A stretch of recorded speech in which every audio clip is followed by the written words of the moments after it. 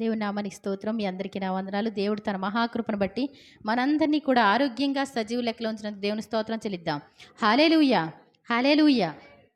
మనం అందరం కూడా ఎంతో ధన్యులం. యెహోవా తమకుడు దేవుడు కాగల జనులు ధన్యులు. ఏమండి? దేవుడు అనేటువంటి పదం అందరికీ తెలుసు. దేవుడు అంటే అందరికీ ఇష్టమే. దేవుడు అంటే ఎవరు? మనకన్న తండ్రి. అంటే శారీరకంగా తల్లిదండ్రులు ఉంటారు, కానీ ఈ లోకంలో నడిపించేవాడు దేవుడు, సర్వశక్తి కలిగిన వాడు, ఆయన శక్తిమంతుడు.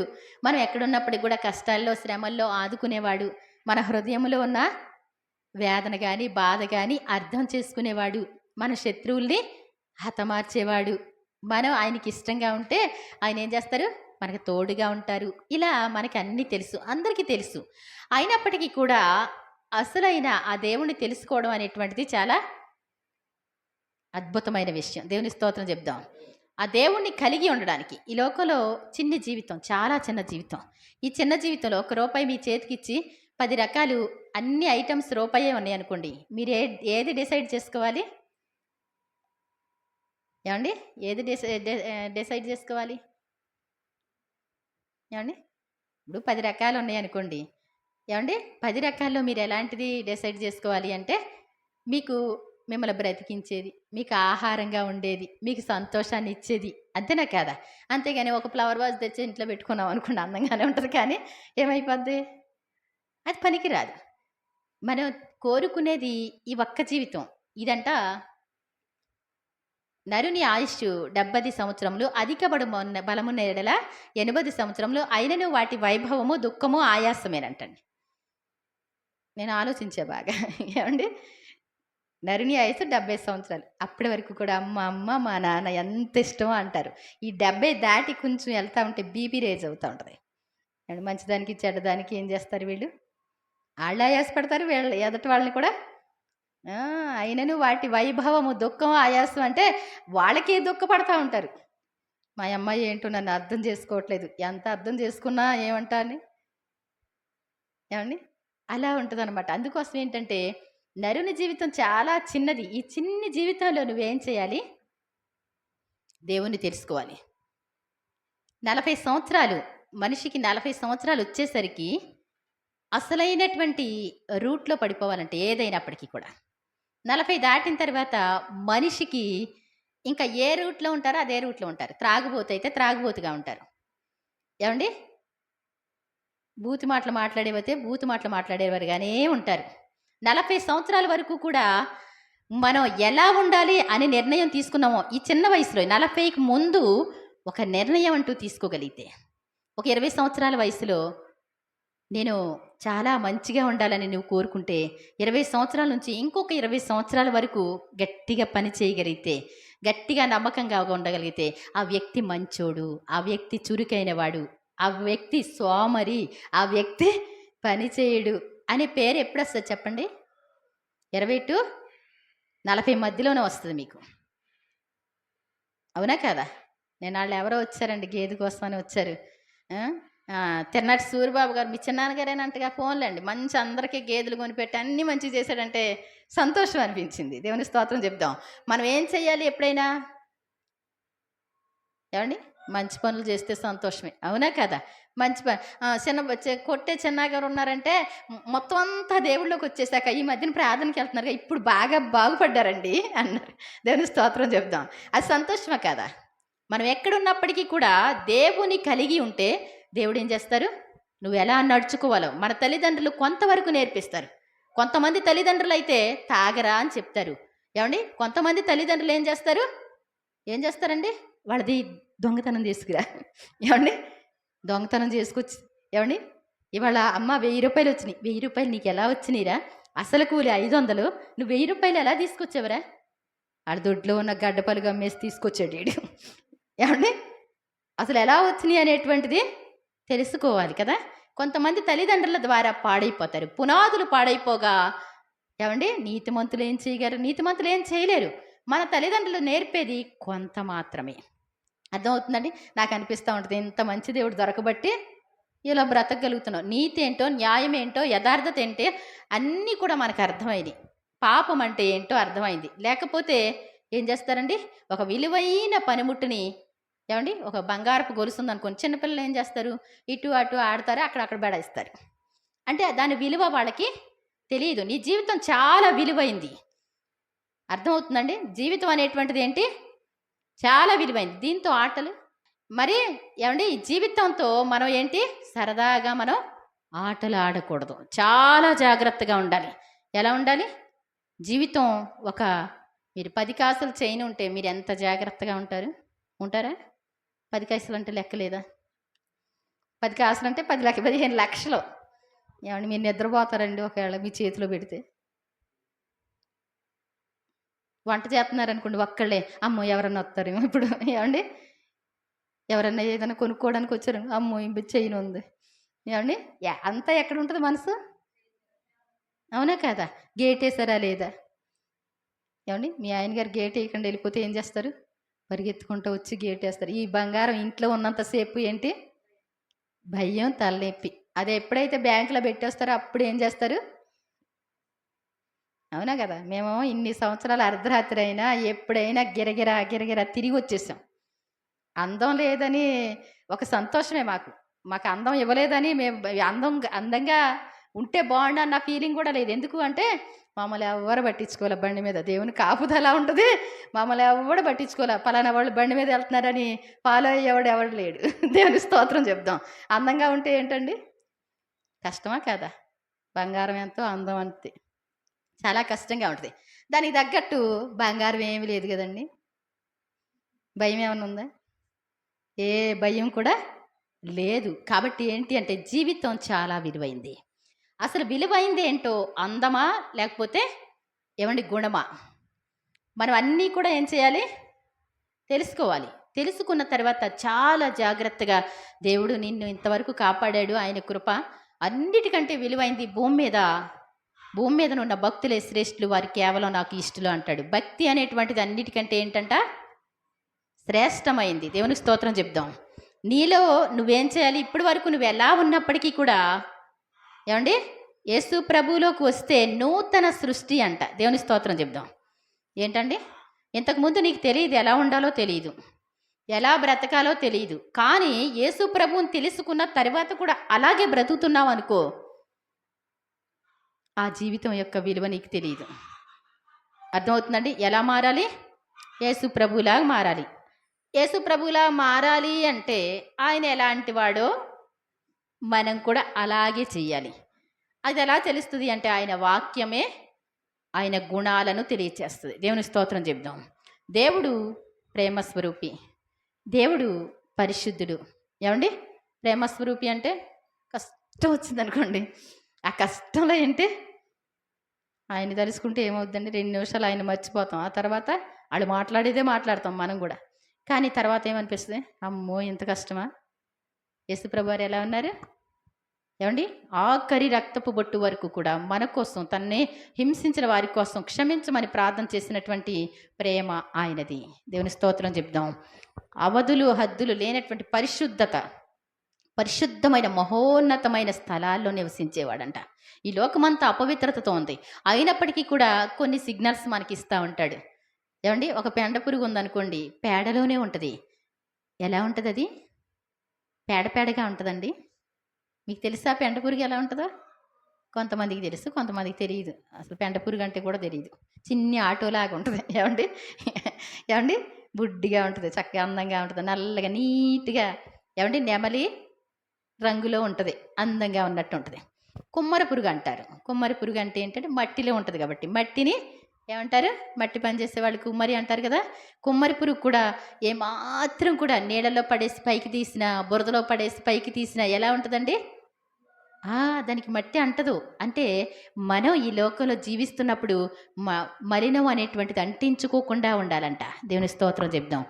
ఎలా అంటకుండా ఉంటుందండి అంటే, ఈ లోకంలో అంటుతానే ఉంటుంది, మొత్తం బురదే. అయినప్పటికీ కూడా నీ అంతటా నువ్వు ఆస్వాదించకుండా ఉంటే నీకు అంటదు.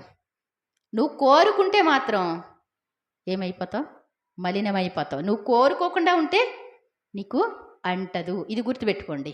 ఎంతమంది ఎన్ని డాన్సులు వేసినా నువ్వు ఆ డాన్స్ మీద మనసులో ఆగిందనుకోండి, ఆటోమేటిక్గా అది లోపల నుంచి వచ్చింది. అవునా కదా? లోపల ఉంటేనే మనసు, ఇప్పుడు డాన్స్ చేసేవాళ్ళు వెళ్తున్నారనుకోండి, మీ మనసులో ఉంటే ఏమనిపిస్తే కొంచెం స్టెప్స్ వేయాలనిపిస్తుంది. లేకపోతే ఏం చేస్తావు?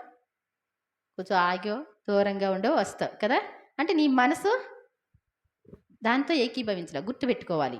అర్థమవుతుందా? కాబట్టి దేవుడు ఎలాంటి వాడు అనేటువంటిది తెలుసుకోవడం నాకు అది బాగా నచ్చుతుంది. ఎప్పుడు కూడా మరి పొద్దుటే చిన్నమ్మకు ప్రార్థన చేయించింది. అశ్వరపేటలో వాళ్ళు 7 ఎకరాల భూమి కొన్నారు. వాళ్ళు ఏదో ఎలక్షన్స్‌కి పోటీ చేయడం కోసం అనేసి పామాయిల్ తోట 7 ఎకరాలు అమ్మేశారు. 58,00,000 అనమాట.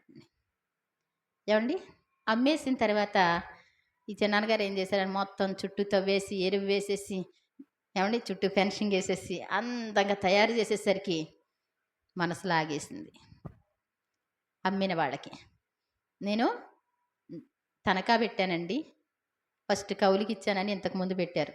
ఆ తర్వాత తనఖా పెట్టాను అని చెప్పి చాలా దౌర్జన్యంగా మాట్లాడడం జరుగుతుంది. అలాగే ఒక కథ కూడా సృష్టించుకొని తీసుకొచ్చారంట. అది ఎలా అంటే, వాళ్ళ అబ్బాయి, ఆయన మా మీదకి దౌర్జన్యంగా వచ్చారు. పలానా రోజున కొట్టడానికి కూడా వచ్చారు తోటలోకి వస్తే అని చెప్పారంటండి. అప్పుడు తమ్ముడు రమేష్ ఏం చేశాడంటే, ఆ రోజున హైదరాబాద్, వరంగల్ ఇవన్నీ వెళ్ళాడంటండి. అక్కడ టోల్ గేట్లు కట్టినవి అన్నీ కూడా రిసిప్ట్లు అన్నీ తీసుకొచ్చి, ఏమండి ఇగోండి టోల్ గేట్లు కట్టాను. అర్థమవుతుందండి? అబద్ధానికి ఏమండి దారి ఉండదు. నిజం అనేటువంటిది బయటికి తీస్తాడు దేవుడు. నాకు ఆశ్చర్యం అనిపించింది. దేవుడు ఏం చేస్తాడంటే, శత్రువు ఇచ్చకు మనల్ని అప్పగించడంటండి. ఆ శత్రువు మామూలు ఇంట్లో ఉన్నప్పుడు ప్లాన్ చేయొచ్చుగా. ఇంట్లో ఉన్నప్పుడు సీసీ కెమెరా ఉంటుంది, కాదంటలేదు, ఇంట్లో ఉన్నట్టు. మరి ఏ టైంలో వెళ్ళొచ్చారో ఏంటో ఉంటాయి అన్నీ కూడా. కానీ ఎక్కడెక్కడో వరంగల్లో ఉన్నవాళ్ళు, హైదరాబాద్లో ఉన్నవారు, ఏమండి వాళ్ళ పనుల మీద ఉన్న పనులన్నీ చేసినవన్నీ కూడా ఆ రోజు ఆ డేట్ వాళ్ళకి మైండ్కి తెలుసు కాబట్టి ఈరోజు కూడా అక్కడికి వెళ్ళటం జరిగిందంటండి. కాబట్టి ఏంటి అంటే, దేవుని యందు భయభక్తులు కలిగిన వాడు యెహోవా నీ గుడారములో అతిథిగా ఉండతగిన వాడెవడు అంటే, నీతి న్యాయాలని యథార్థతను అనుసరించేవాడంటండి. అతడు నష్టము కలిగిన మాట తప్పడు అని ఉంది దేవుని వాక్యం. దేవుని స్తోత్రం చెప్దాం. నీకు గప్పున అనుకోకుండా ఒక మాట మాట్లాడావు, ఒక 70,000 50,000కి ఇస్తానన్నావు. తీరా చూస్తే, ఏమండి మీరు 50,000 అన్నారు కదా అన్నారనుకోండి, ఇది 70,000 చేస్తుందంట నాకు తెలియదు అన్నా కానీ మీరు మాట అన్నారు అంటే ఏం చేయాలంట? ఇచ్చేయాలి. అర్థమవుతుందండి? దేవుని నీతి అంటే ఈ లోకపు నీతులు సరిపోవు. నిన్ను వేలు పెట్టి చూపించే దమ్ము ఎవ్వడికి ఉండదు. ఏమంటే ప్రధానమంత్రి అయినా నువ్వు నీతిగా ఉంటే ఎవ్వరు ఏమీ చేయలేరు. అర్థమవుతుందండి? నీతిగా ఉండడమే దేవుని లక్షణం. అబద్ధాలు ఆడటం, సమూహాలను వెంబడించడం. మా ఎదురుగుంట 100 మంది ఉన్నారండి, నేను వెనకాల ఉన్నానండి. ఏంటండి నేను ఏం మాట్లాడనండి, సైలెంట్గా ఉంటానండి. ఈ 100 మంది మాట, ఫస్ట్ మాట్లాడేవాడి మాట 100 మంది ఏకీభవించినట్టే కాదా? ఇప్పుడు మీరు అందరూ ఎందుకు వచ్చారండి ఇక్కడికి? దేవుని మందిరంకి వచ్చి కూర్చున్నారనుకోండి, ఆరాధించడానికి వచ్చినట్టేనా? ఊరికి వెళ్ళి కూర్చున్నారండి. ఏమండి అంటే వద్దండి. అర్థమవుతుందా? దొంగని చూసి ఏకీభవించేవాడు దొంగే, అవునా కదా? నీ స్నేహితుడు ఎవరో చెప్పు, నువ్వు ఎలాంటి వాడో చెప్తానంటారు. యేసు ప్రభుని నమ్ముకున్న బిడ్డలు అంటే మీరు గొడవ చేసేటప్పుడు కానీ, ఏదైనా మాట్లాడేటప్పుడు కానీ మీరు ఎవరు? దేవుని బిడ్డలేమో అంటారు కదా వాళ్ళు. అంటారా అనరా? కాబట్టి మనం ఎలా ఉండాలంట? దేవుని బిడ్డలు అంటే ఎలా ఉండాలంట? వాక్యానుసారంగా ఉండాలి అంటారు. వాక్యానుసారం ప్రతిరోజు జాగ్రత్తగా వినాలి. మీరు బైబిల్ బాగా చదివేవాళ్ళు అయితే పర్వాలేదు, కానీ విన్న వాక్యాన్ని యాకోబు పత్రిక 1:22 ఉంటుంది. ఏంటంటండి? మీరు వినువారు మాత్రమై ఉండి మిమ్మల్ని మీరు మోసపుచ్చుకుని కూడా వాక్య ప్రకారం ప్రవర్తించు వారినై ఉండాలి. మళ్ళీ మనం మోసం చేసుకున్నట్టంటండి. దేవుని సన్నిధికి వచ్చిన తర్వాత వాక్యం వినకుండా ఉంటే ఏంటండి? మనల్ని మనం మోసం చేసుకున్నట్టు అవుతుందంట. చాలా జాగ్రత్తగా ఉండడం మనం నేర్చుకుందాం. ఇక్కడ నీతి గల దేవుడు, యథార్థత కలిగిన దేవుడు, న్యాయవంతుడైనటువంటి దేవుడు. ఈ విషయాలు తప్పి ఆయనకు ప్రార్థన చేస్తే ఆయన వింటాడా? మీరు అన్యాయం చేసుకుంటా ప్రభువా మాకు సహాయం చేయండి అంటే ఇంకా ఎక్కువ దెబ్బలు తగులుతాయి, జాగ్రత్త. అర్థమవుతుందండి? ఎదటవాడి సొమ్ము ఆశించి మీరు ప్రభువా నాకు ఇది వచ్చేలా కాపాడండి ఆయన అంటే, నీ పొరుగు వానిది ఏది ఆశించకూడదని ఆజ్ఞల్లో ఉంది కదా, ఇది నీకు తెలియదా అంటాడా? అండండి. సర్వలోకానికి తీర్పు తీర్చేటువంటి న్యాయవంతుడు ఆయన. ఈ లోకంలో మరి పోలీస్ స్టేషన్లు దగ్గరికి వెళితేనే వాళ్ళు న్యాయం చేస్తారేమో. ప్రభువా అని నువ్వు ఇంట్లో కూర్చొని మోకరించి ప్రార్థన చేస్తే న్యాయమూర్తి. చాలా జాగ్రత్త. అర్థమవుతుందండి? భర్తకి భార్య, భార్యకి భర్త, ఎవరి ధర్మాలు వాళ్ళకి న్యాయంగా వర్తించకపోతే కూడా పరలోకపు శిక్ష పడద్ది. పడదండి? కొంతమందికి అంత చూలకనో భార్యలు అంటే ఏమండి, ఏ చేసి పెట్టినా వంకే. ఊరుకుంటాడండి దేవుడు?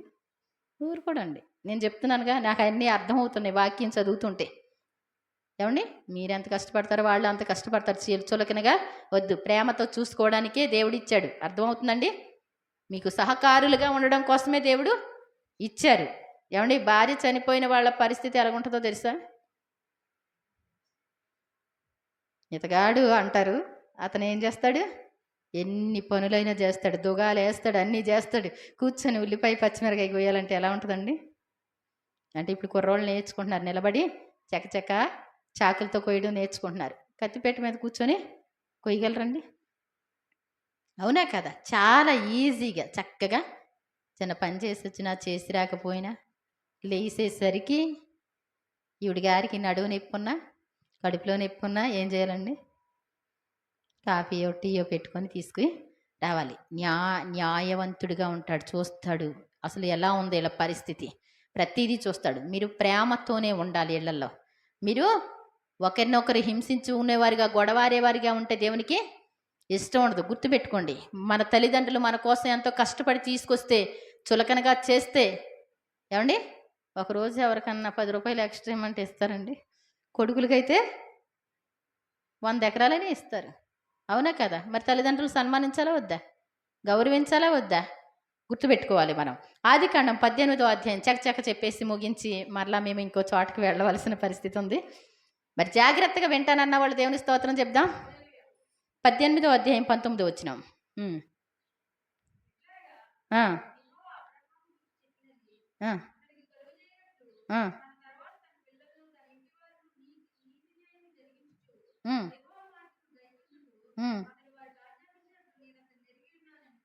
ఇక్కడ చూడండి, అబ్రహాం గారి కోసం దేవుడు చెప్తున్న మాట ఏంటంటే, అబ్రహాం గారు, దేవుడు సొదొమ గొమొర్రా పట్టణాలు వాటి పాపం భారమైపోయింది, అక్కడ గందరగోళమే వినబడుతుంది.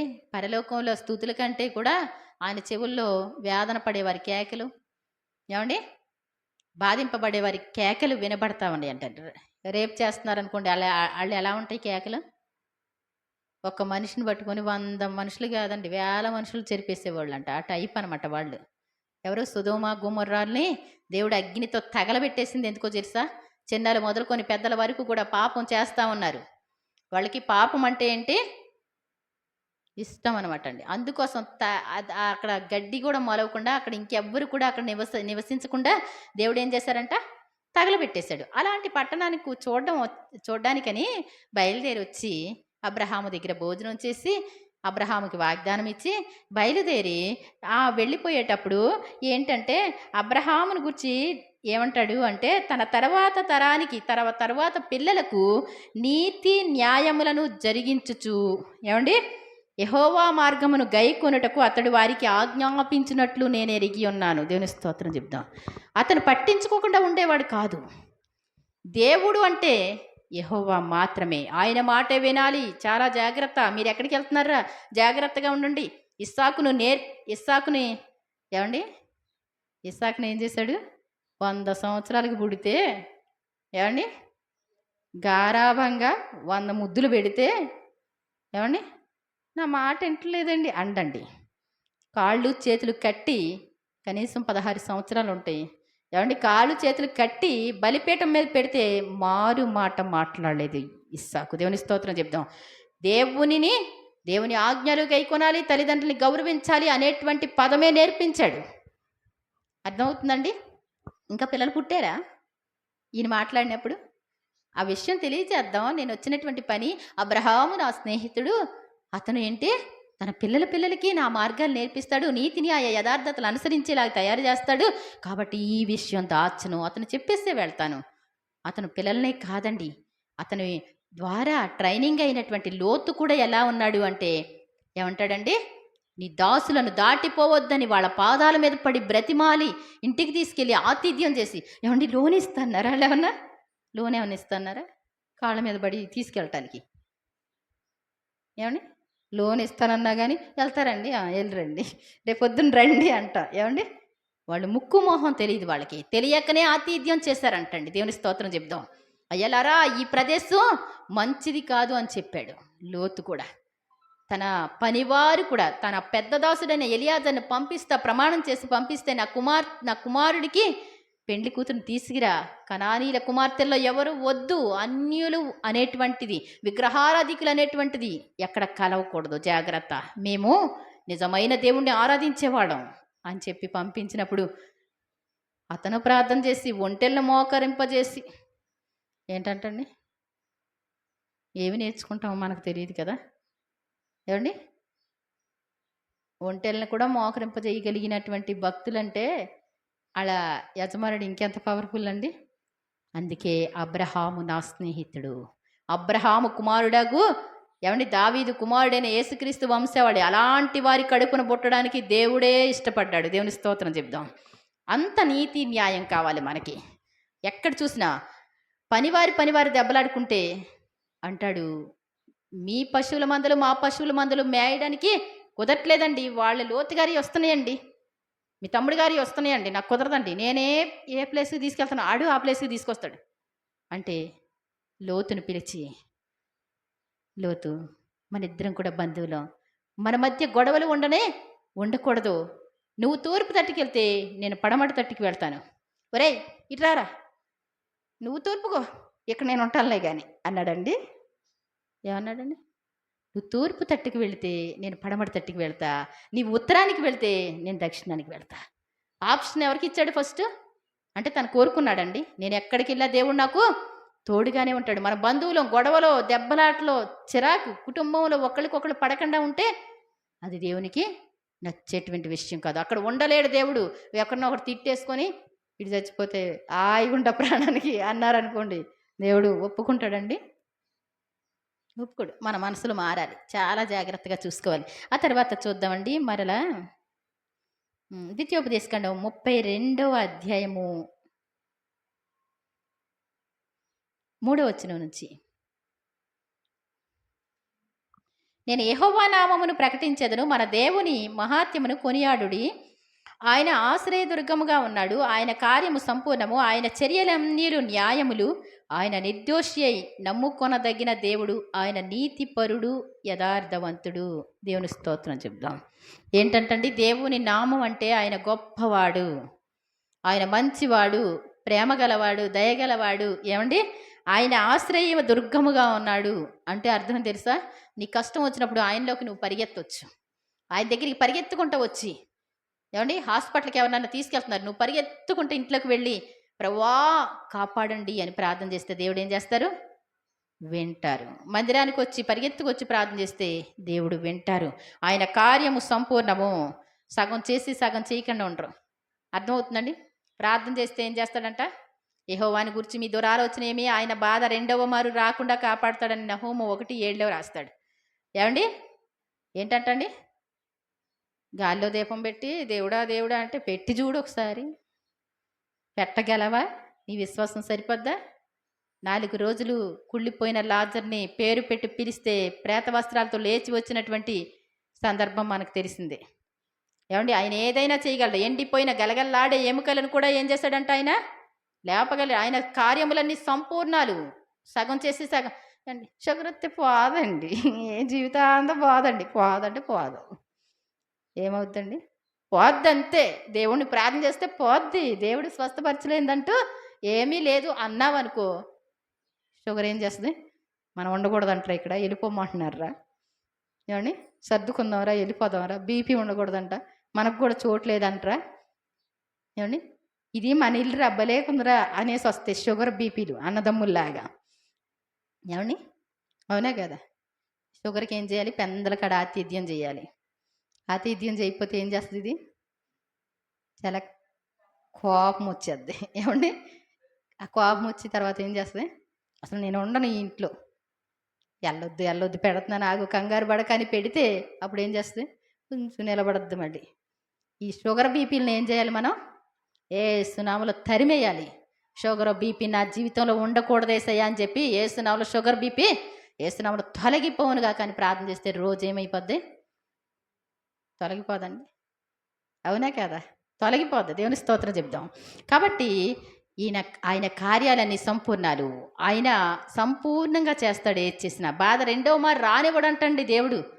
ఒకసారి దెబ్బతిన్నా, ఏమండి చాలా జాగ్రత్త అండి, జీవితాంతం మందులు వాడాలి, కొంచెం ఏమైనా తేడా వస్తే మళ్ళా వచ్చేస్తుందండి అంటారు. దేవుడు చేస్తే అలాగా రాదు. చాలా జాగ్రత్త. నువ్వు ఆదమర్చిగానే దేవుణ్ణి మర్చిపోతే మాత్రం మళ్ళీ ఏం చేస్తాయంట? ఒక దెయ్యం వెళ్ళి 7 దెయ్యాలను వెంట పెట్టుకొని వస్తుందంటండి. ఏం చేస్తుందంట? ఇంతకుముందు వెళ్తే ప్రార్థన చేయించారా, కుమారితో చేయించారా, 7 దెయ్యాలు వస్తే ఈ 7 దెయ్యాలు ఏం చేస్తాయండి? ఇటు ఒక దెయ్యం వెళ్తుంది, ఇటు ఒక దెయ్యం వెళ్తుంది, అటు ఒక దెయ్యం వెళ్తుంది, ఇటు ఒక దెయ్యం. 7 దెయ్యాలని ఏం చేస్తామండి? అటు వదిలిచ్చే లోపల ఇటు వదిలిచ్చే లోపల చికాకు చేస్తాయి అనమాట. అప్పుడు ఏంటంట? వారి కడవారి స్థితి మొదటి స్థితి కంటే చెడ్డదవుద్ది. నువ్వు ఆదమర్చి ఉండడానికి వీల్లేదు. ఎప్పుడు కూడా ఎలా ఉండాలి? భయభక్తులతో ఉండాలి. నువ్వెప్పుడు చల్లారిపోకూడదు. చల్లారిపోయే అనుభవం నీకు రాకూడదు. ఎప్పుడు ప్రార్థించేవాళ్ళుగా ఉండాలి. ఎప్పుడు దేవుల్లో ఎదిగేవారిగా ఉండాలి. ఫలించేవారిగా ఉండాలి. మర్చిపోతే మాత్రం ఏమండి, రోజు 3 రోజులైందండి టిఫిన్ మానేసి, 3 రోజులైందండి భోజనం మానేసి మర్చిపోయా అన్నవాడు ఎవడన్నా ఉన్నాడా? ఏమండి, మరి ప్రార్థన మానేసి, ఏమండి ప్రార్థన మానేసి ఎన్ని రోజులు మర్చిపోతా? అసలు ప్రార్థన చేయకపోతే నీకు మనశ్శాంతి ఉండకూడదు. అలా ముందు ఆత్మకు పెట్టడం నేర్చుకోవాలి మనం. ఈరోజు ఏ టైంలోనైనా సరే దేవునితో మాట్లాడుకోవాలి. ఏ టైంలోనైనా సరే నేనేం చేయాలి? ఒకవేళ నీకు పని ఫుల్గా ఉంటే నీ పనుల్లో మాట్లాడుకో, నీ పనుల్లో ప్రార్థన చేసుకో, నీ పనుల్లో పాటలు విను. ఆయన ధ్యాస లేకుండా నీకు శ్వాస ఆడకూడదు. అది గుర్తుపెట్టుకోవాలి. ఇక్కడ అంటాడు ఆయన కార్యములన్నీ చర్యలన్నీ న్యాయములు. న్యాయములు ఏంటి? న్యాయం అంటే ఏంటి? ఏమండి, న్యాయం అంటే ఏంటి? ఒక లెక్క. అది 50 గ్రాములు తూచారనుకోండి, ఏమండి 50 గ్రాములు పంచదార ఇచ్చారండి. కోరసగూడెంలో 50 గ్రాములు పంచదార. ఆ పంచదారను తీసుకెళ్ళి అశ్వారావుపేటలో వేస్తే 5 గ్రాములు తగ్గింది. అదే మన కాటాకు తీసుకొచ్చి కరెక్ట్ అయిన కాటాకి ఇస్తే 10 గ్రాములు తగ్గింది. అంటే ఏంటండి? ఇది న్యాయమా?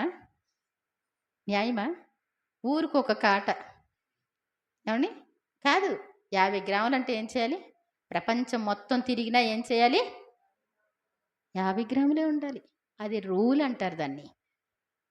అర్థమవుతుందండి? నీ మాట ఎక్కడికి వెళ్ళినప్పటికి కూడా నీ మాటకి ఎవ్వరూ కూడా వంకబెట్టేలాగా ఉండకూడదు. దేవుని స్తోత్రం చెప్దాం. గుర్తుపెట్టుకోవాలి. అది న్యాయం అంటారు. ఆయన నిర్దోషి అయి నమ్ముకొనదగిన దేవుడు. ఒకళ్ళకి న్యాయం జరిగించి ఒకరికి అన్యాయం చేసే దేవుడు కాదు. ఒకరికి మేలు చేసి ఇంకొకరికి మేలు చేయని దేవుడు కాదు. ప్రతి మనిషికి కూడా ఆయన అవకాశం ఇస్తారు.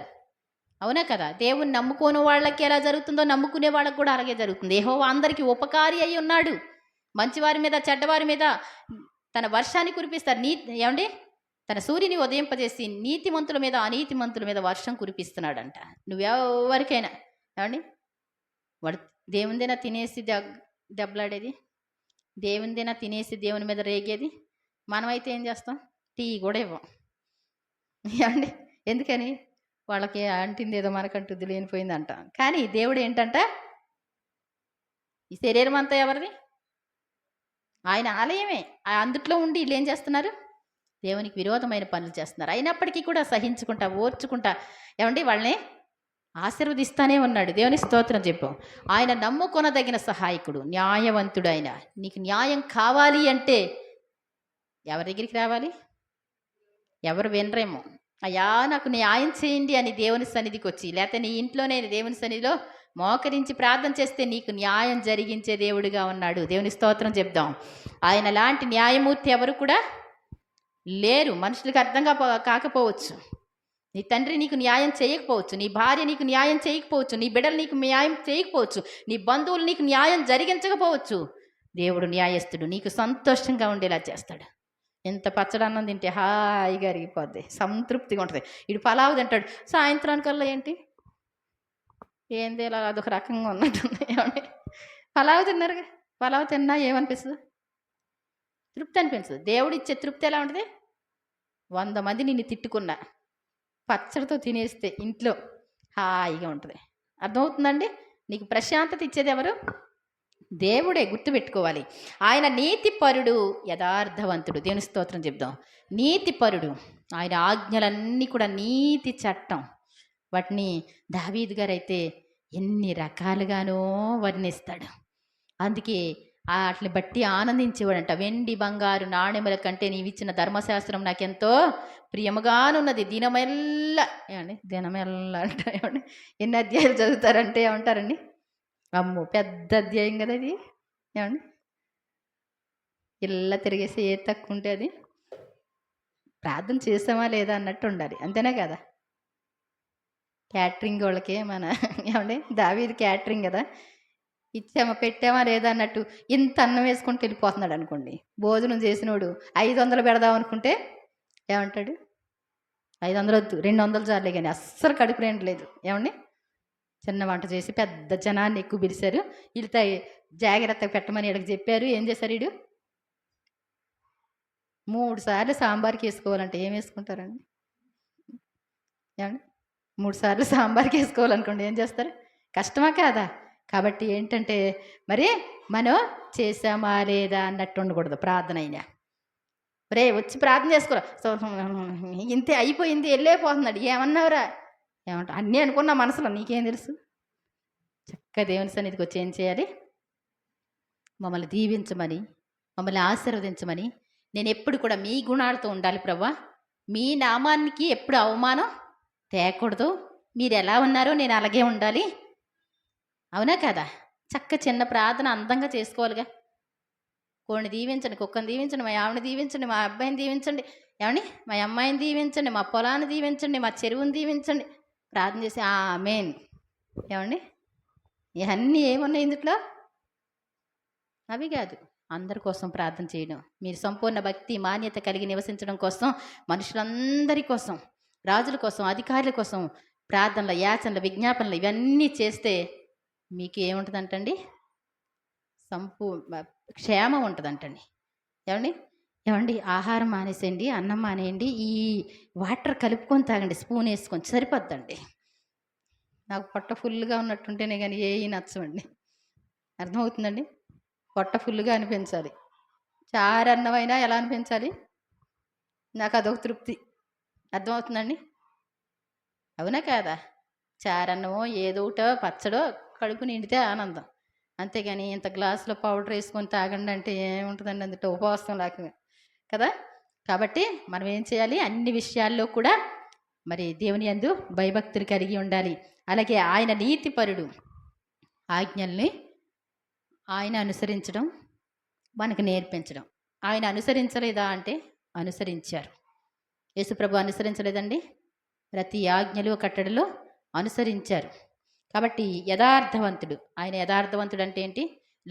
లోపల మాట వెలపటి మాట ఒకలాగానే ఉండాలి. మాట్లాడితే మాట్లాడు, లేకపోతే మానేసే. ఏమండి, నచ్చకపోతే ఏం చేయాలి? మానేయాలి, ప్రార్థన చేయాలి వాళ్ళ మీద ప్రేమగా ఉండేలాగా. అంతేగాని కొంతమందికి ఏంటండి, అది కాదు నాన్న, ఇది కాదు నాన్న అని చెప్పిన తర్వాత ఎలాగా? మొత్తం ద్వేషమే. వాళ్ళు పాడైపోవాలి ప్రభువా అన్నారు అనుకోండి, మొత్తానికి వీడెవడో దేవుడి సంబంధి కాదు. అపవాది మొదటి నుండి పాపం చేస్తాడు. పాపం చేయి ప్రతివాడు అపవాది సంబంధి. అపవాది మొదటి నుండి అబద్ధాలు పలుకుతాడు. వాడు అబద్ధానికి జనకుడు. దేవుడు పరిశుద్ధుడు, అబద్ధానికి జనకుడు. ఈ లోకాధికారి వస్తున్నాడు, వానికి నాకే సంబంధం లేదు అంటాడు యేసుప్రభు. చీకటికి వెలికి ఏమాత్రం పొత్తు లేదు. నువ్వు దేవుని క్రియలు జరిగించేవాడు అయితే నీకు ఏమండి లోకానికి సంబంధం ఉండదు. అర్థమవుతుందండి? నువ్వు అక్కడ ఉండలేవు, వాడితో ఏకీభవించి ఉండలేవు. రోజంతా మేము కూడా ప్రార్థన చేస్తామండి అని చెప్పి ఆడ సినిమా పాటలు పాడుతూ ఉంటే, ఏమండి డ్యాన్స్ చేస్తూ ఉంటే, చక్కగా కూర్చొని చూస్తూ ఉంటే కొన్ని రోజులకి నువ్వు డ్యాన్స్ చేస్తావు. ఏరండి వేస్తారు. మెల్లిగా ఏమవుద్ది? కొంచెం పుచ్చుకుంటే కొంచెమేగా అన్నట్టు అనిపిస్తుంది. కాబట్టి చాలా జాగ్రత్త. మరి పరిశుద్ధంగా ఉండాలి, పవిత్రంగా ఉండాలి. అలాగే 97వ కీర్తన మొదటి నుంచి యెహోవా రాజ్యము చేయుచున్నాడు, భూలోకము ఆనందించునుగాక, ద్వీపములనియు సంతోషించునుగాక. దేవుని స్తోత్రం చెప్దాం. దేవుడు పరిపాలన చేస్తే ఏమండి, మన ముఖ్యమంత్రి గారు వస్తే కనుక ఎన్ని ఆప్షన్లు పెట్టాడోనండి. వచ్చాడు అంటే వెయ్యండి, చేసినవి వెయ్యండి. ఏమండి, ప్రమాణ స్వీకారం చేసినప్పుడు ఏం చేశారు? ఈయన చెప్పారండి వెయ్యండి అంటూ ఉంటారు కదా. కానీ దేవుడు రాజ్యం చేస్తున్నాడు అని నీకు తెలిస్తే, నిన్ను పరిపాలించేవాడు ఆయనని నీకు తెలిస్తే, నీ శత్రువుల ఎడల ఆయన కోపం ఉంచుకునేవాడు అని నీకు తెలిస్తే, ఏమండి, నువ్వు ఆనందిస్తావు. నువ్వేం భయపడనవసరం లేదు, నువ్వు బాధపడనవసరం లేదు. ఇక్కడ అంటాడు, భూలోకము ఆనందించునుగాక, ద్వీపముల నీవు సంతోషించునుగాక. మేఘాంధకారములు ఆయన చుట్టూ ఉండును, నీతి న్యాయములు ఆయనకు సింహాసనమునకు ఆధారాలు. ఏంటంటండి, ఏమండి, ధనము. మా ఊళ్ళందరూ కూడా, మా నాన్నగారు మా తాతగారు అందరూ కూడా ముఖ్యమంత్రి అయ్యారు కాబట్టి ఆ వారసత్వం కాదండి. దేవుని యొక్క వారసత్వం ఏంటంటండి, దేవుని యొక్క సింహాసనానికి ఆధారాలు ఏంటంట?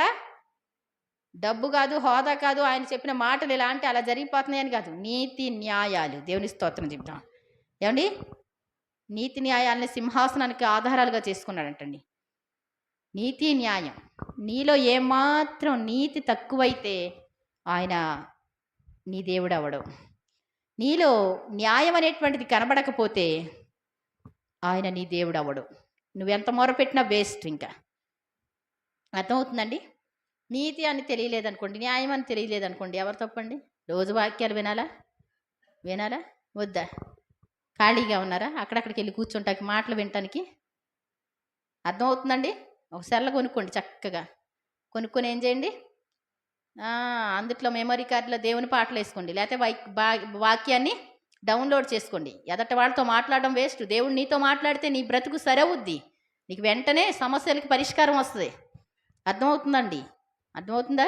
ఎవరెవరి ముచ్చట్లో మనకు పనికిరావు, విని టైం వేస్ట్ తప్ప. ఏమండి, వాళ్ళ మాటలేనానండి నాకు జ్ఞానం వచ్చిందండి. ఏమండి, జోగి రాసుకుంటే బూడిది రాలిందంటండి. తెలుసా అది? అడుక్కునే వాళ్ళు ఇద్దరు కలిసి ఏం చేశారంటండి, ఇద్దరు రాసుకున్నారంటండి. ఆడి ఒంటి నిండా నామాలే ఉన్నాయి, వీడి ఒంటి నిండా బూడిదే ఉంది. ఇద్దరికీ బూడిదలే ఉన్నాయి, ఇంకేం రాలద్దండి. భక్తి పరులు మాట్లాడితే యెహోవా చెవియొగ్గి ఆలకిస్తాడంట. భక్తి పరులుగా ఉండాలి. నీ మాటలో మాట్లాడిన ప్రతి మాట మాట్లాడుకో. ఒకవేళ ఎదటి వాళ్ళని ధైర్యపరచడం కోసం గంట సేపు మాట్లాడినా కానీ నువ్వు ఎలా ఉండాలి? ఎదటి వారు నీతో మాట్లాడేసరికి వాళ్ళలో ఉన్న హృదయపు బరువంతా తొలగిపోయి, వారిలో ఉన్నటువంటి నీరసం అంతా తొలగిపోయేలా ఉంటే మాట్లాడు, పర్వాలా. కానీ వాళ్ళ నీరసం ఏమండి ఎందుకు చెప్తారో తెలుసా? ఏడ్చుకుంటే ఎందుకు చెప్తారో తెలుసా? ఈ ఏడుపు ఎదటోళ్ళకి వెళ్తుంది అంటండి. హృదయంలో ఉన్న బరువు అంతా పోయిందమ్మా అంటారు, వాళ్ళకి వెళ్తుంది. వాళ్ళ ఇంటికి వెళ్ళేసరికి, ఇప్పుడు దాకా ఏం చేసావా నువ్వు, ఇప్పుడు దాకా ఆగలేస్తుంది, ఏం చేయలేదా నువ్వు అని ఒక్కడు బీగుతాడు భర్త. అర్థమవుతుందండి. ఏం చేయాలి మనం?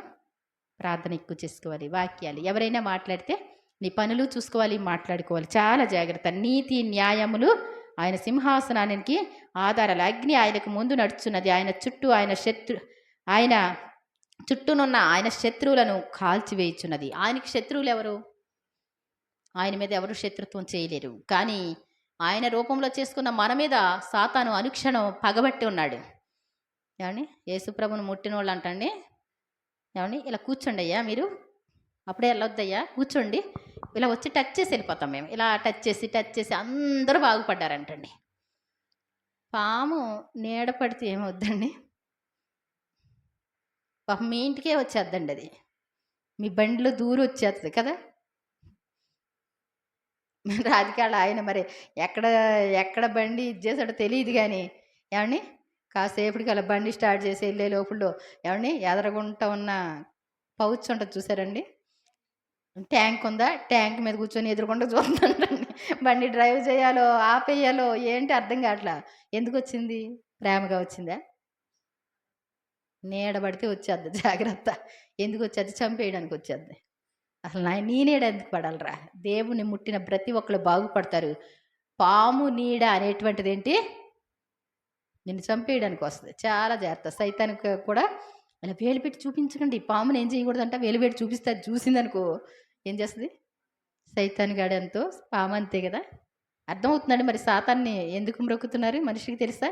ప్రకటన గ్రంథం మొత్తం చూస్తే ఆ సర్పమే కనపడద్ది. కాబట్టి మన మీద ఎవరైనా సరే శత్రుత్వం చేస్తే ఆయన తన శత్రువులను కాల్చి వేస్తాడంట. దేవునికి స్తోత్రం చెప్దాం. ఎవరో ఏదో చేసేస్తున్నాడండి, మాంత్రికుడు ఉన్నాడండి, మాంత్రికుడు నువ్వు ప్రార్థన చేయి. వాడి మాంత్రికులు పనులు చేస్తే నువ్వు ప్రార్థన చేస్తే దేవుని ఉగ్రత వాడి మీదకి దిగి వస్తుంది. నీ ఊర్లో మాంత్రికుడు ఉండకూడదు. ఏమండి మాంత్రికుడు ఉంటే ఏమవుద్దండి? చక్కగా ఉన్నటువంటి కాపరాలన్నీ ఏం చేస్తాడు వాడు? విడగొట్టేస్తాడు. చక్క కాలేజీలో ఫస్ట్ వచ్చినోడు ఏం చేస్తాడు? పిచ్చోడు అయిపోతాడు. అవునా కదా? ఇది చూస్తున్నారా? ప్రతి కుటుంబంలో పిచ్చోళ్ళు ఉంటాం, కుటుంబాలు విడిపోవడం, అదంతా మాంత్రికుల యొక్క చర్యలు. గుర్తుపెట్టుకుని వాళ్ళ కోసం ప్రార్థన చేయాలంట. నేను చెప్పడం అని కాదు, ఒక మాంత్రికుడే చెప్పాడు. వాడి కళ్ళు పోవాలని ప్రార్థన చేయండి అన్నాడు. ఎందుకు అంటే వాడు మంచి వాళ్ళని చూస్తే సహించలేడు కాబట్టి మాంత్రికుని యొక్క కళ్ళు ముందు పోవాలంట.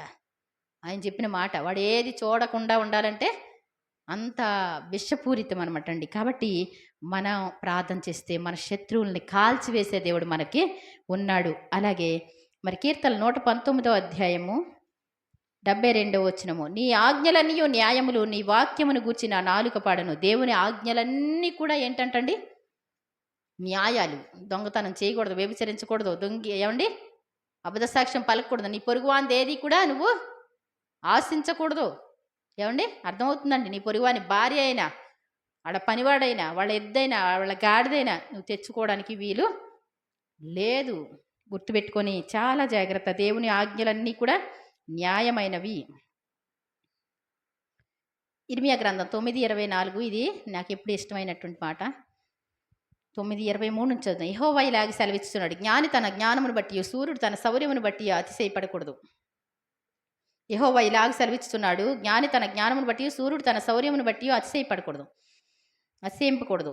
ఐశ్వర్యవంతుడు తన ఐశ్వర్యం బట్టి అతిశయించకూడదు. అతిశయించేవాడు దేనిని బట్టి అతిశయింపవలనగా, భూమి మీద కృప చూపుచు నీతి న్యాయములు జరిగించుతున్న యెహోవాను నేనే అని గ్రహించి నన్ను పరిశీలనగా తెలుసుకొనటను బట్టి ఏ అతిశయింపవలను, అట్టి వాటిలో నేను ఆనందించు దేవుడినని యెహోవా సెలవిస్తున్నాడు. దేవుని స్తోత్రం చెప్దాం.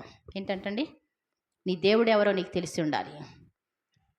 నీకున్న బలాన్ని బట్టి దేవుడు ఆశీర్వదిస్తే నీకు 100 ఎకరాలు రావచ్చు. ఆ 100 ఎకరాల ద్వారా అనేక పేదలు పోషింపబడాలి, అనేకులు దీనులు సేద తీర్చబడాలి, అనేక తల్లిదండ్రులు లేని వారికి నువ్వు తండ్రిగా ఉండాలి. ధనవంతుల యొక్క బాధ్యత ఏంటో తెలుసండి? ఏమని మీరైతే ఎంత కడుగు పెట్టుకుని హాయిగా ఉందంటున్నారు. మీకు కొంతవరకు ఇస్తే సూపర్ అని, ఎక్కువ ఇస్తే మాత్రం ఏం చేయాలి? పెద్ద చెట్టు అయ్యండి, 2 కాయలే కాస్తాను, సూర్యబాబు చిన్నాను కోటి, జయం చిన్నం కోటి, 2 మామిడికాయలు కాస్తాను అందనుకోండి, ఏమంటారండి మీరు? ఏం చెట్టే తల్లే ఇది, ఏమండి? అంతేనా కదా? ఏం చేయాలి? పెద్ద చెట్టు ఏం చేయాలి? ఈ చెట్టు అంటే చిన్నగా కనపడుతుంది కానీ ఎర్రగబడిపోయిందండి, ఆకులు కనపడలేదండి, కాయలే అన్నారనుకోండి, సంతోషమా కాదండి? మనం కూడా ధనవంతులుగా చేస్తే నీ ధనంలో పాలిచ్చు వారిగా ఉండాలంట. నీ పేదలైనటువంటి బంధువులకి, లేకపోతే విశ్వాసులకి, పరిశుద్ధ గృహాలకు చెందినటువంటి వారికి, ఎవరైనా విధవరాలైతే, అయ్యో నేను తీసుకొచ్చి ఇంట్లో అన్ని కూరగాయలు పడేస్తున్నాను, వాడి ఇంట్లో ఎవరు ఇవ్వట్లేదు, కొంచెం వాళ్ళకి ఒక 100 రూపాయలు ఇచ్చిరావే, వాళ్ళు 4 రోజు కూరగాయలు తెచ్చుకుంటారు. అవునా కదా? నీ ధనములో పాలిచ్చు వారిగా ఉండాలంటండి. నీతి న్యాయాలు జరిగించేటువంటి దేవుణ్ణి నేనే అని తెలుసుకోవాలి. అర్థమవుతుందండి? తండ్రి లేని వారు ఎవరైనా ఉంటే వాళ్ళు బుక్స్ కోసం ఇబ్బంది పడుతున్నారేమో, ఇంటి అద్దె కట్టుకోవడానికి ఇబ్బంది పడుతున్నారేమో, ఎంతో కొంత నువ్వేం చేయాలంట? నాబాల్ అనేటువంటి వ్యక్తి అబీగయలు భర్త ఏమన్నాడో తెలుసా? మన యజమానుడు ఏంటంటండి మూర్ఖుడని. ఎవరిని? భార్యతో చెప్పే మాట ఏంటి? మన అయ్యగారండి ఎంత మంచి అయినంటే బాగుంటుందా, లేకపోతే మన అయ్యగారు మూర్ఖుడు అంటే బాగుంటుందండి? అతని గుణాన్ని సూచిస్తుందంటండి. ఏంటి? మోటువాడంటండి. అతనికి మంచి మాటలు రావు, మోటుగానే మాట్లాడతాడు. అతను ఏం మాట్లాడతాడు? ఇది నా డబ్బు, నా డబ్బులో వాళ్ళకి ఇవ్వాలా నేను అన్నాడంట. అయ్యే బాబోయ్, మీరు ఇంతకాలం కూడా ఇంత బాగా ఒక్క గొర్రె కూడా తప్పిపోలేదు, ఒక్క మేక కూడా పోలేదు అంటే అర్థం ఏంటి? ఏంటి అంటే దావీదు గారండి మరి 600 మంది ఉన్నారండి, అప్పులైపోయిన వాళ్ళందరూ అంటారు దావీదు గారి దగ్గరికి జాయిన్ అయ్యారంటండి. 600 మంది అంటండి. మన యొక్క మందల చుట్టూ ఉన్నారు, మందల్ని కాపుగాసాం, అందుకే మందలు సూపర్గా వచ్చినాయి.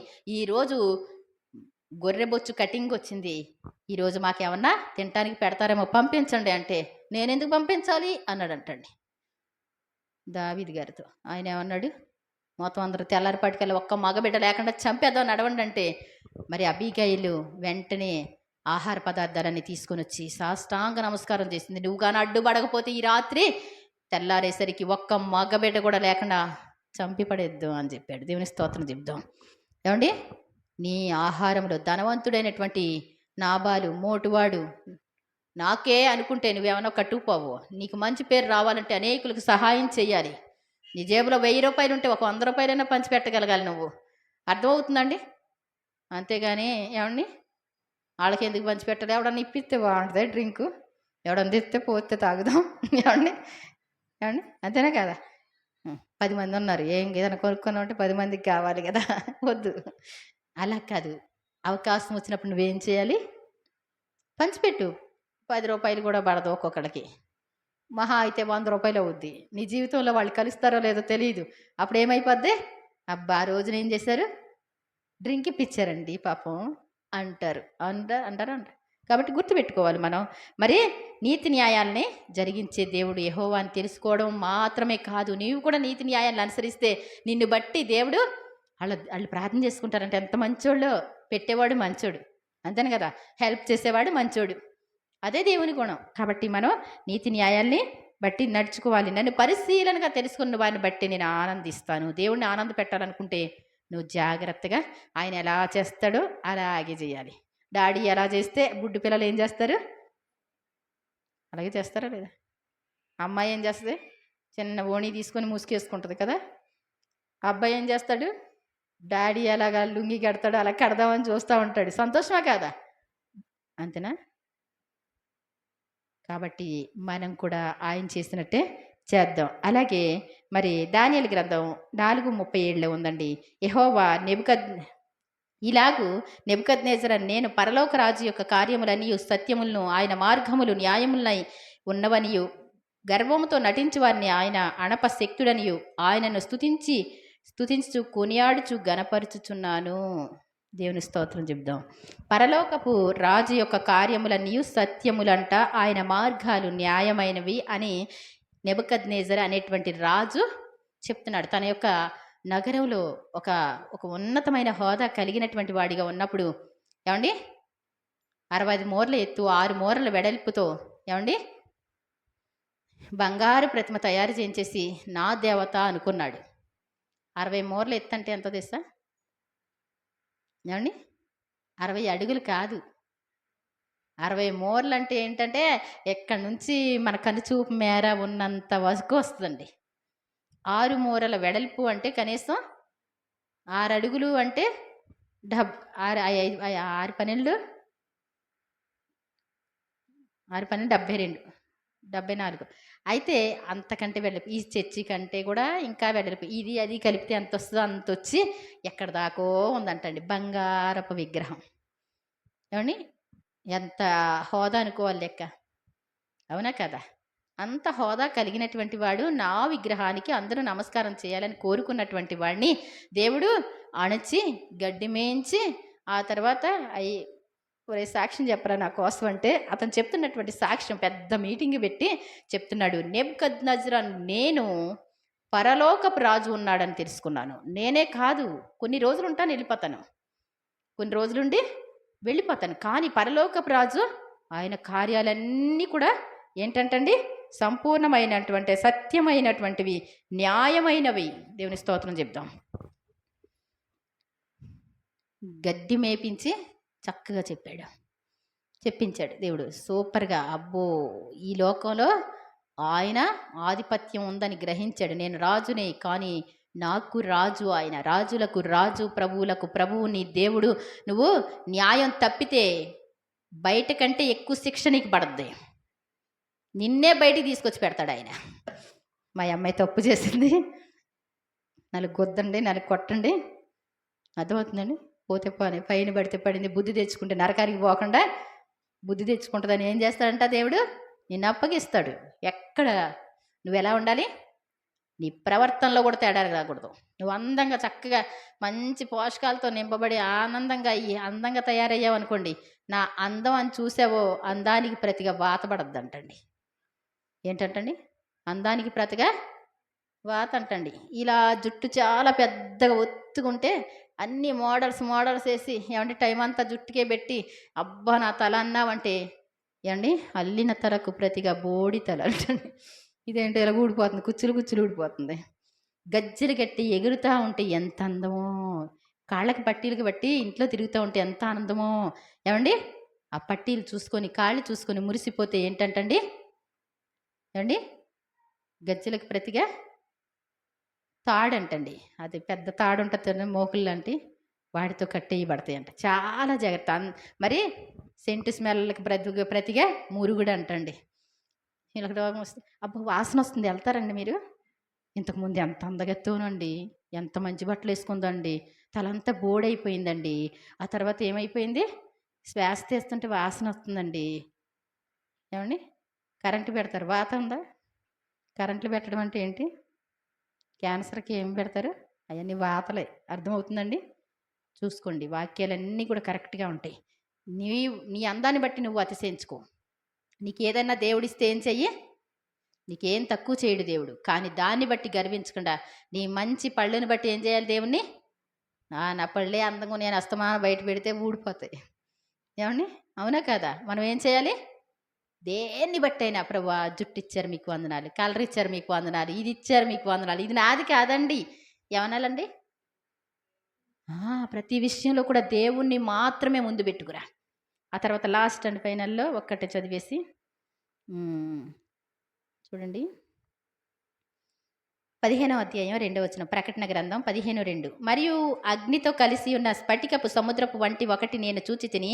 ఆ క్రూర మృగముకును దాని ప్రతిమకును దాని పేరుగల సంఖ్యకును లోబడక వాటిని జయించిన వారు దేవుని వీణలు గలవారై ఆ స్ఫటికపు సముద్రమునొద్ద నిలిచి ఉండట చూచితిని. ఇక్కడ చూడండి. ఇక్కడ కొంతమంది అగ్నితో కలిసిన స్ఫటికం లాంటి ఏమండి సముద్రం ఉందంటండి. ఏమండి అందంగా కనపడద్ది. అగ్నితో ఉంటదంటండి. అదొక సముద్రం. మనకి తెలిసిన సముద్రం ఏంటి? నీళ్ళ సముద్రం. ఇది అగ్ని సముద్రం. దాన్నేమంటారంటే లావా అనొచ్చు. సముద్రంలాగా పారుతానే ఉంటది కానీ, అగ్నిలా ఉంటదంటండి.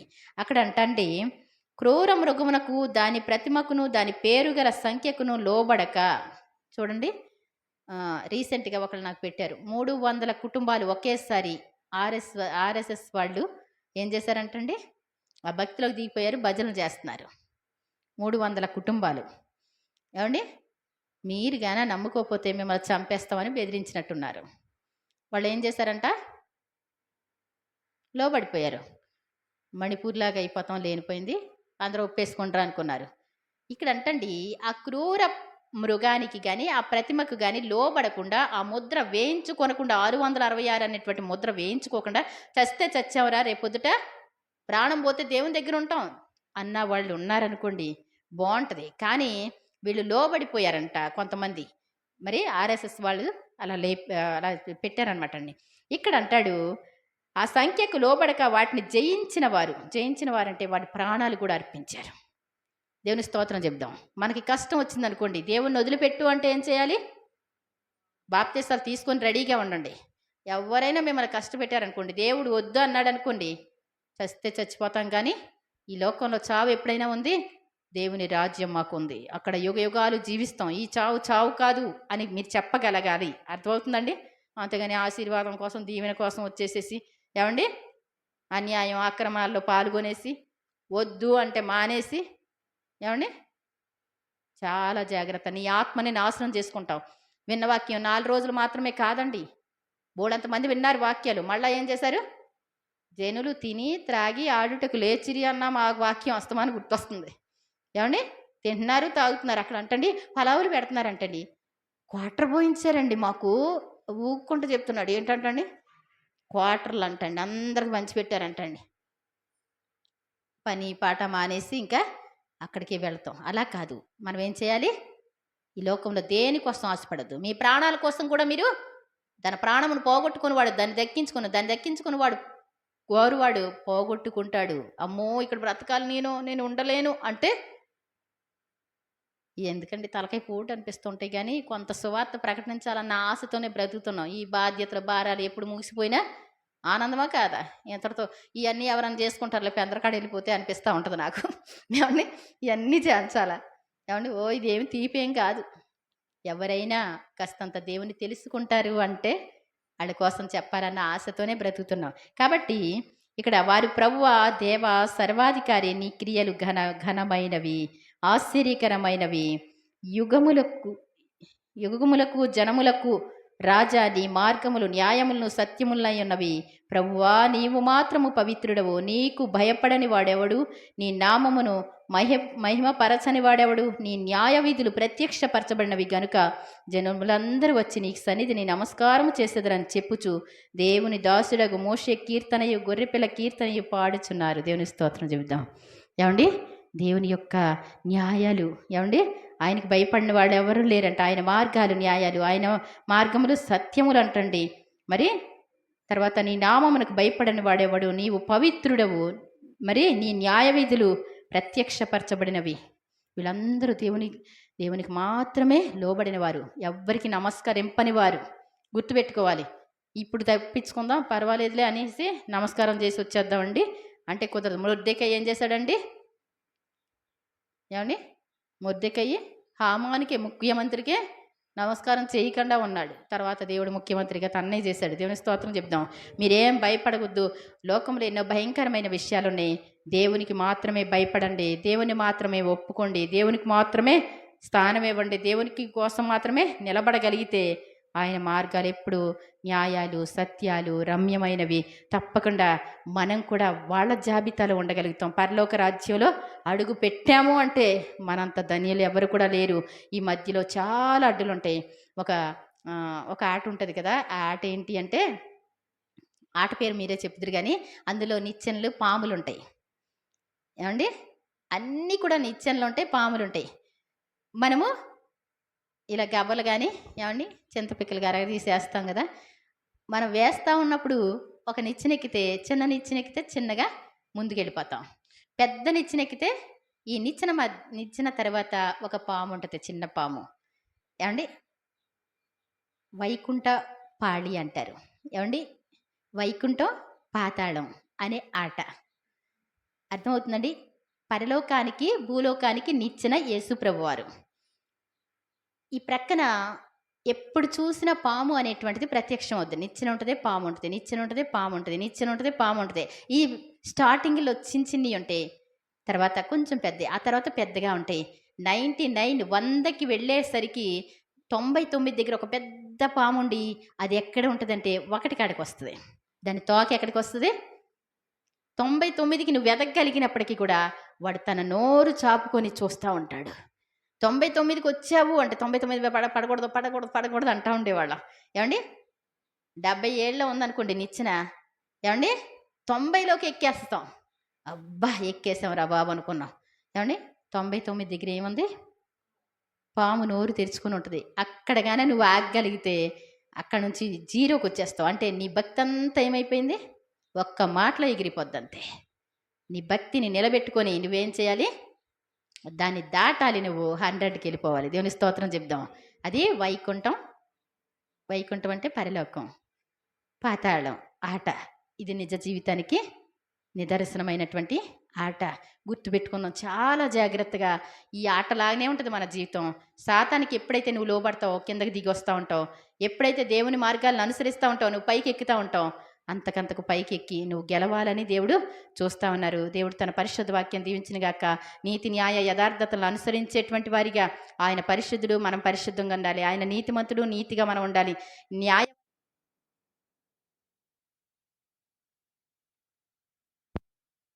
పరిశుద్ధ వాక్యాన్ని దీవించినగాక. ప్రార్థన చేసుకొని ముగించుకుందామండి. పరిశుద్ధుడైన పరమ తండ్రి, మీ ఘనమైన నామానికి వందనాలు. ఇంతవరకు మీరు న్యాయవంతులు, సత్యవంతులు నాయనా, నీతి న్యాయాలను నాయనా అనుసరించి నాయనా మేము జీవించాలని మాకు తెలియచేశారు నాయనా. మరి నీతి న్యాయము మీ సింహాసనానికి ఆధారమని మీ వాక్యాలు సరిస్తున్నాయి. మేమందరం ఈ రోజు నుంచి నీతిగా, న్యాయంగా, ఒక్క అబద్ధం కానీ, ఒక్క మోసం కానీ, ఎక్కడ నాయనా సాతాను యొక్క లక్షణాలు మాలో ఉండకూడదని బ్రతిమాలుతూ మమ్మల్ని మీకు అప్పగించుకుంటూ గెలిపించగల దేవుడు, జయించిన వారిని నాతో కూడా నా సింహాసనం అందు కూర్చుంటూ పెడతానన్నారు. మేము జయ జీవితం పొందుకునే భాగ్యం దయచేయమని యేసు ప్రభువారి దివ్యనామమున వేడుకుంటున్నాను తండ్రి. ఆమేన్. అందరికీ వందనాలు. మరి సాక్ష్యం చెప్పేవాళ్ళు ఎవరైనా ఉంటే సాక్ష్యం చెప్పండి. లేదు అంటే కానుక పాట పాడేసుకుందాం.